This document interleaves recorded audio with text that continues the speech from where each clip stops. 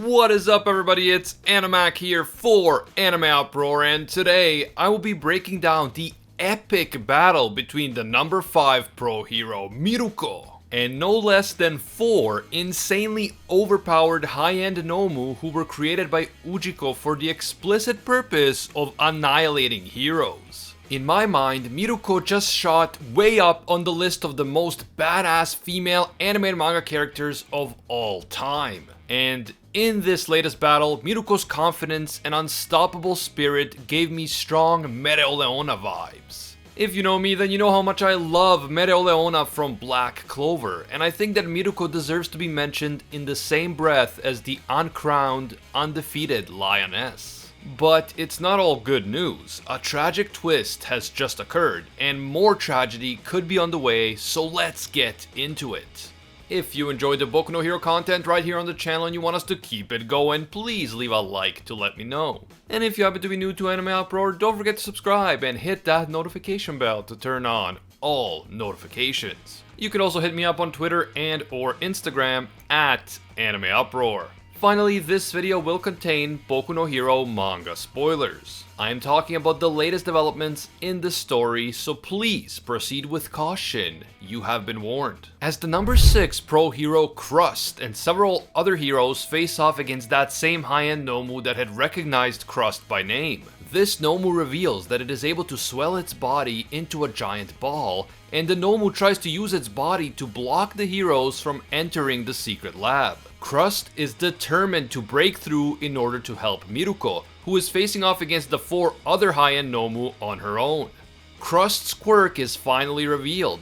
As the shield hero, he has the ability to create strong shields across his whole body. And he tries to push the engorged Nomu back by using 2 large shields that are popping out of his forearms. As Crust continues to face off against the Nomu, we, the readers, get some additional information about Nomu. The Nomu are actually corpses that are modified so that they can take on multiple quirks. The Nomu are split into 3 different categories: low tier, mid tier, and high tier. The tiers depend on the Nomu's strength and the amount of quirks that the Nomu actually possesses.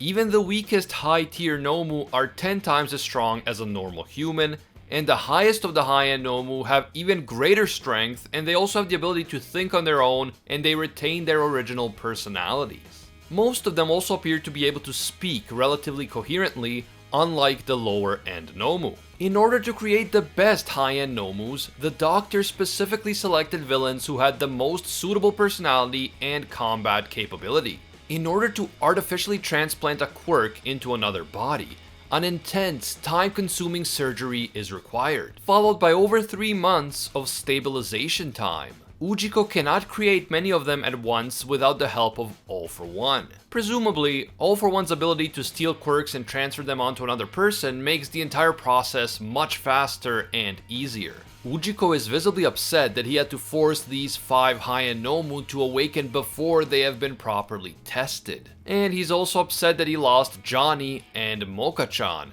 Poor Johnny. We'll never forget you, little buddy. It is then revealed that Shigaraki is currently at 71% stabilization rate.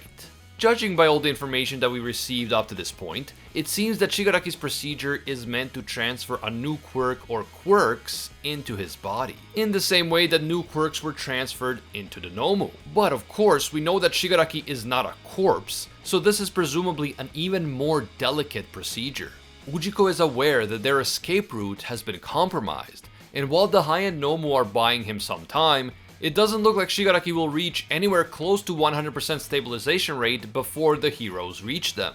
So the question is, what will Ujiko do now? Is he going to try to somehow escape with Shigaraki still inside the tube, or is he going to have to release Shigaraki from the tube prematurely? Since Ujiko doesn't seem to have an escape route in mind, it is possible that he intends to release Shigaraki before he is ready, although it will kill him to do it. Ujiko is a lifelong scientist and he considers Shigaraki's procedure to be his masterpiece. So having to cut it short now and risk everything after all the things that he has done to get to this point must be killing him. But that still leaves us with the following question. What will happen to Shigaraki if he is forced to emerge from the tube prematurely? Is he going to collapse, unable to function properly? Is he going to be functioning normally, but he just won't be as strong as he would have been if he had completed the procedure? Or is he going to be extremely strong, but unable to control himself? So basically an overpowered berserk mode Shigaraki who doesn't have his normal personality and is just a mindless machine of destruction. I think that this is the key question moving forward.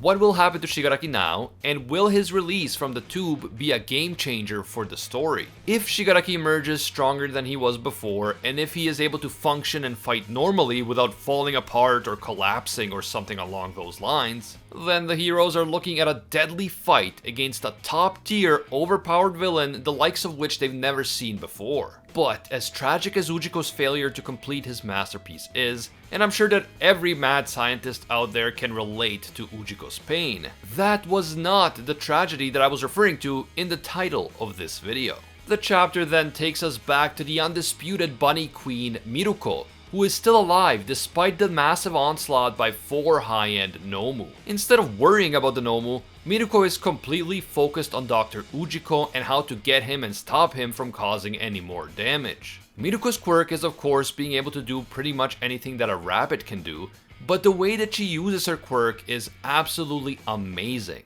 For instance, she was able to offset the damage caused by the impact of the Nomu's attack with her legs. And she is then able to run and hop circles around the Nomu, kicking and smashing them all over the secret lab. Throughout the entire fight, Mirko was completely focused on her mission, which is to find and stop Ujiko. And she doesn't allow fear, doubt, or distraction of any kind to cloud her judgment at any point. Mirko's performance throughout this fight is absolutely incredible and extremely impressive. During their fight against Mirko, we got to see the first real glimpse into the quirks that these 4 high-end Nomu possess. The one who kinda looks like Super Boo is able to extend his hair tube thing and turn it into a bunch of long tentacles that it uses to try to restrain Mirko. The one with long hair and breasts is seemingly able to turn parts of its body into liquid, and the one with the long nose seems to have elephant-esque powers. So we can assume that it has amazing strength and other powerful abilities, although we don't really see him in action that much. The Nomu with the Super Boo hairdo is also able to grow deadly spikes on its back and possibly all over its body. And the Nomu whose face looks like a mecha from Neon Genesis Evangelion is able to launch some kind of swirly weapon that succeeds in cutting off part of Miruko's left arm. But this tragic loss of her arm doesn't seem to bother Mirko at all. She jumps on top of the Mecha Nomu, grabs his head in between her legs, and just as the Nomu tries to use some kind of eye laser quirk on Mirko, she uses her super thick thighs to rip the Nomu's head clean off. Damn, but what a way to go. This seems to take the Mecha Nomu out for good, and Mirko concludes that if she only has to crush the heads of the Nomu in order to defeat them, then this will be even easier than fighting a normal villain. Because unlike with a normal villain, she doesn't have to hold back. Oh, and did I forget to mention that Mirko also casually uses her own hair as a tourniquet for her mangled arm in order to stop her own bleeding during the fight. If that isn't the epitome of badassery, I don't know what is.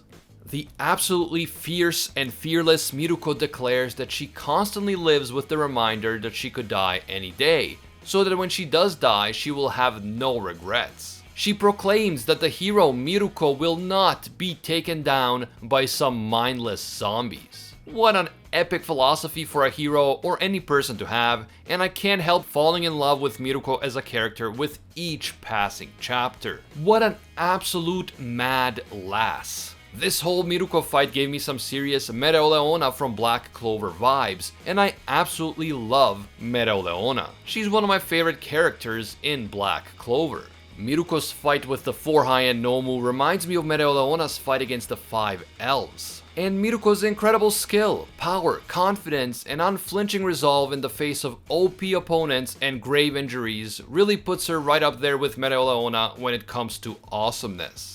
Despite being a fairly new character in the story, Mirko has already cemented her status as one of the most badass female characters in manga. And while it is definitely a tragedy that she lost part of her arm during this fight, Her unflinching resolve and courage are truly inspirational. Despite losing part of her arm, she just kept fighting like nothing happened. She just continues to face off against a bunch of high-end Nomu on her own, using her own hair as a tourniquet. So far, she has seemingly taken out 2 of the Nomu already.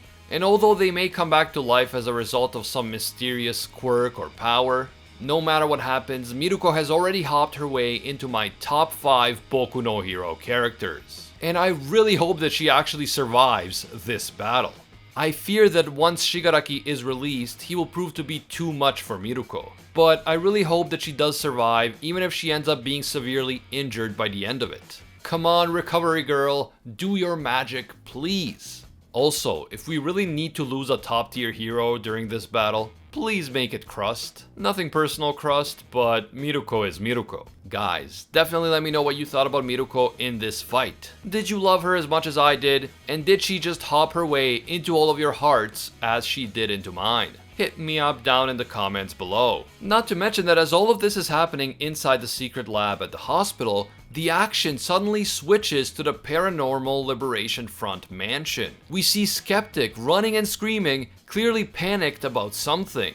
He says that Twice screwed up and now they're all screwed.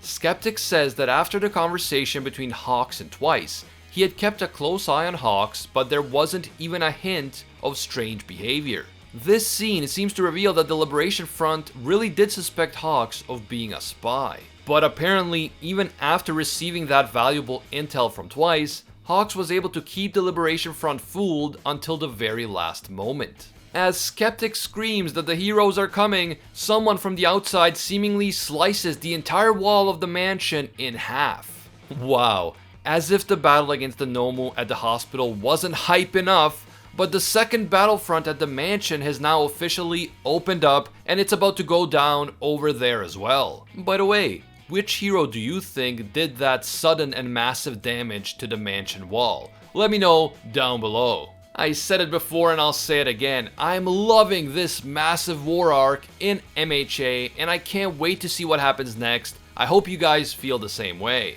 If you enjoyed this video and you want to see more, please leave a like to let me know, it really does help. And if you happen to be new to AnimeUproar or you just haven't subscribed yet, please don't forget to subscribe and hit that notification bell to turn on all notifications. You can also hit me up on Twitter and or Instagram at AnimeUproar.